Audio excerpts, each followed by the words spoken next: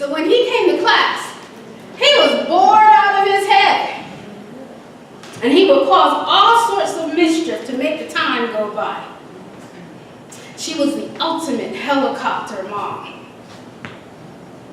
And in her eyes, her intentions were good, but her methods were wrong. You see, since she didn't respect her teachers, neither did he. And some of us have been going along like Paul, very intense, very sure that we're right, but our methods are not giving us the results that we want. Paul wanted to stop the Christian movement, but his efforts only spread the knowledge of Jesus, because wherever the disciples ran away from him, and wherever they escaped to, they would tell people about Jesus. So my question to you, if you've been passionate about correcting someone, or obtaining a promise, or solving a problem, are you sure your method is right? Are you seeing the end results of your heart's desire? If you're not seeing the results you want, you have a choice. You can continue doing what's not working. And you know what they call that? Insanity. So just continue doing it. Or you can do the hardest thing that a believer in Jesus Christ can do. You can humble yourself and put the matter completely in God's control and ask Him to direct your steps with no conditions. No conditions. I'll do this if you... No conditions. If you're really going to serve God, you have to come to Him with no conditions, completely empty of your agenda. What you want to happen, what you think is right, whatever you've been trying to get done, bring about, accomplish, because it seems right to you if it would happen this way. Whatever all of that is, lay it down. No conditions. Because if you still have those conditions in your head that you think if God would only change it this way, then everything will fall into place. You're still being God. You're still being like Saul. I'm passionately wrong. Just consider if you may be passionately wrong.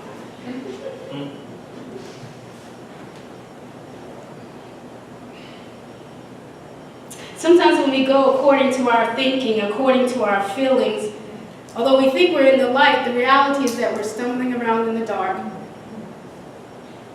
And how do you know you're stumbling around in the dark? It's very simple. When something is of God, it will get a God result. It's just that simple. God always confirms Himself. Amen. So if we are doing things God's way, God will show up in the situation. And He's going to show up in one of two ways. So if you've been wanting to see change in your life, change in another person, change in a promise, change in a problem, God is going to bring the change. But He's going to show up in one of two ways. He will either change your circumstance, or He will change your perception. That's what He did with Paul. He showed up and changed his perception. Because Paul thought Christians were the false believers. But Jesus changed his mind. He changed his perception. So now Christians are the true believers. Now, I'm not saying that God doesn't move things out of your way. Sometimes he does. He just moves the obstacle out of the way. The debt is paid. The prodigal child returns. The evil supervisor is fired or promoted to a position far, far, far away from you. The job comes through. The medical report is false. The healing happens and you met the right person. But sometimes the debt is not paid. And God says, I'm going to show you how to be diligent and self-controlled. And sometimes the prodigal doesn't return.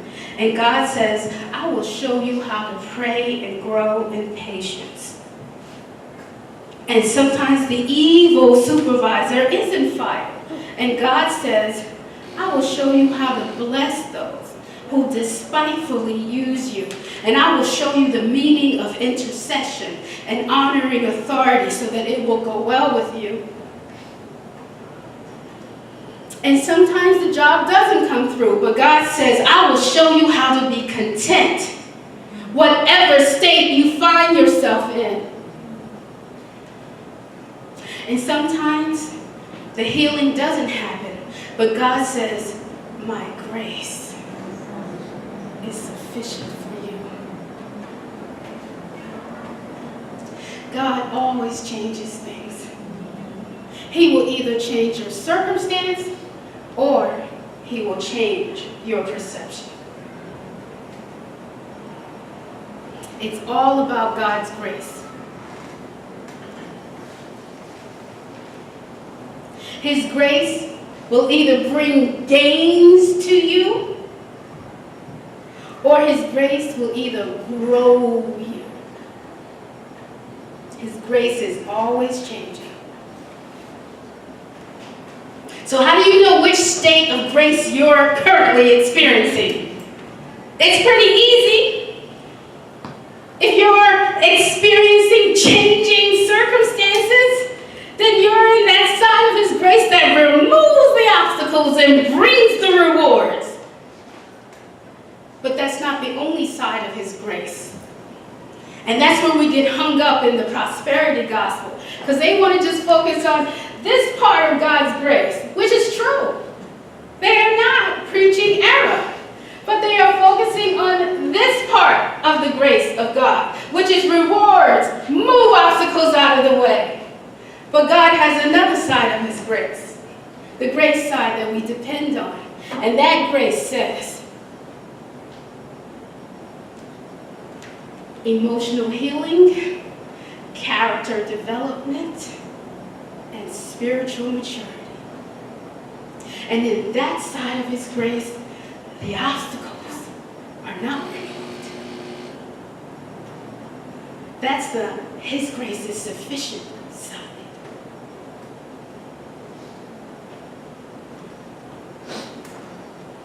That's the side of his grace that says, I want you to learn to rely on me in the midst of the circumstance.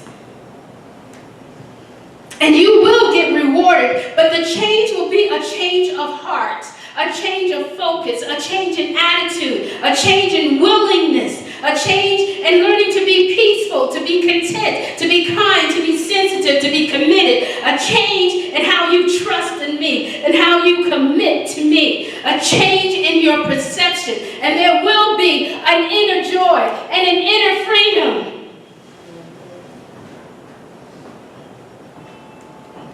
I don't want you to be immature.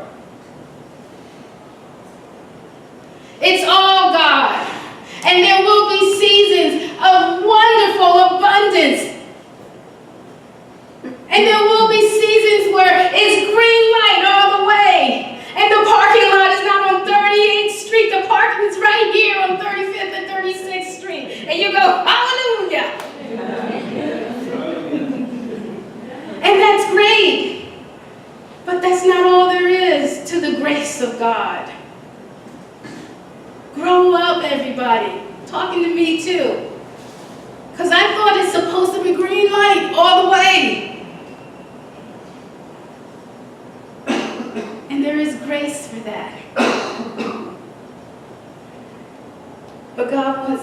to also understand the grace of growth. And I depend on him the same way. The same way I depend on him to pay the bills. I write the check, there's nothing in the account, and he comes through. That's grace. I write the check, there's nothing in the account. There's nothing in the account. And he doesn't come through that way. And he says, get up and get a job.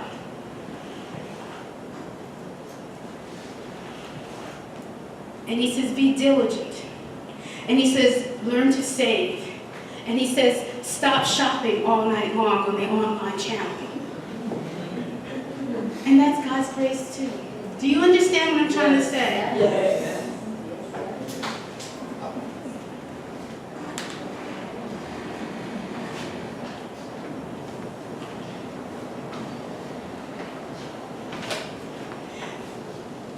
When he's more interested in your growth than what you're going to gain right now in this season, he's about changing your perspective.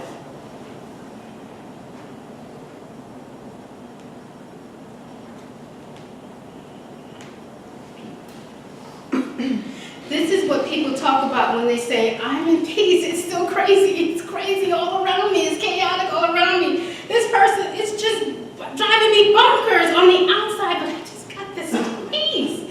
I don't know where this peace is coming from. That's the grace of God that is growing in them right now in the area of peace in the midst of a storm. And you don't get that by obstacles being removed. God does both. He lets you see that I am your Jehovah Jireh. I am your provider.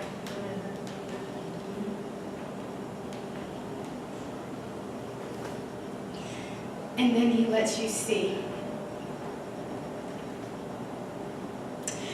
that I am the God who's more concerned about your character. And I want you to grow. And I need you to grow. And I need you to understand what it means to depend on me.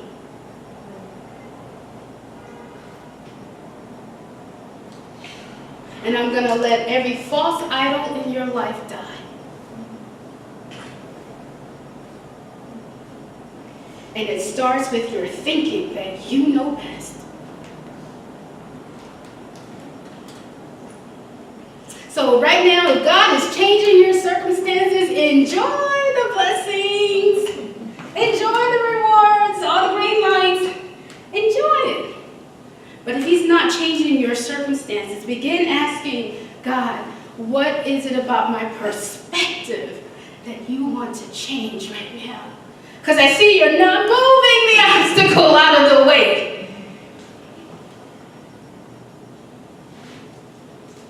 So I don't want to sit here spending a lot of energy hoping for the circumstance to be removed. If you're not removing it right now, you're asking me to change my perspective in the midst of it.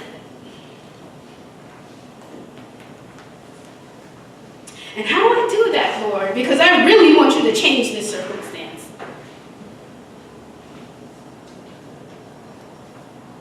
Well, you start by getting honest with yourself. Look at your motives and ask yourself, would Jesus respond like this? Are my actions reflecting God's heart? Or are my motives come from being hurt or a desire to hurt? Are my motives coming from wanting to please someone or a desire to control the situation or control people? Jesus is always our role model. And we may have the best intentions in the world. But if our methods are turning people off or turning people away, then there's something God is trying to say to us. And he's saying, you're passionately wrong. How are we doing on time? It's time to close up? Okay. In your bulletin, it's 1 Corinthians 13. And it says, love never gives up. Love cares more for others than self. Love doesn't want what it doesn't have. Love doesn't strut, doesn't have a swelled head, doesn't force itself on others, isn't always me first, doesn't fly off the handle, doesn't keep score of the sins of others, doesn't revel when others grovel, takes pleasure in the flowering of truth, puts up with anything, always looks for the best, never looks back, but keeps going to the end. That's love. I want you to take a moment and put your name where love is. And read through it saying your name every place where love is. Know the list.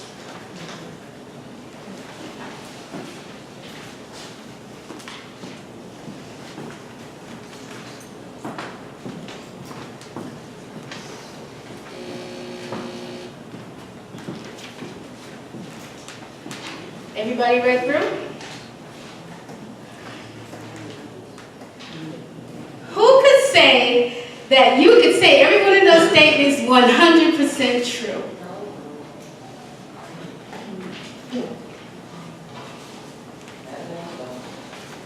Is there one or two statements in here you could say, you know what, I could use a little work on that?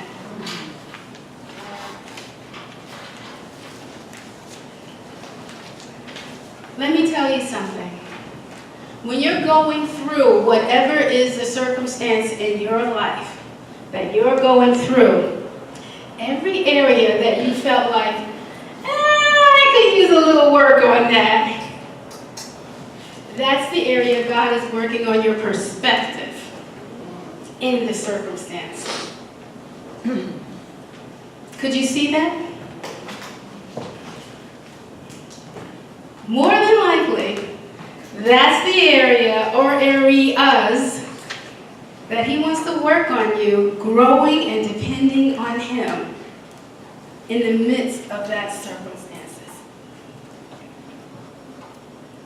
The worship team can come up. Let's pray. And we're just going to close out in worship.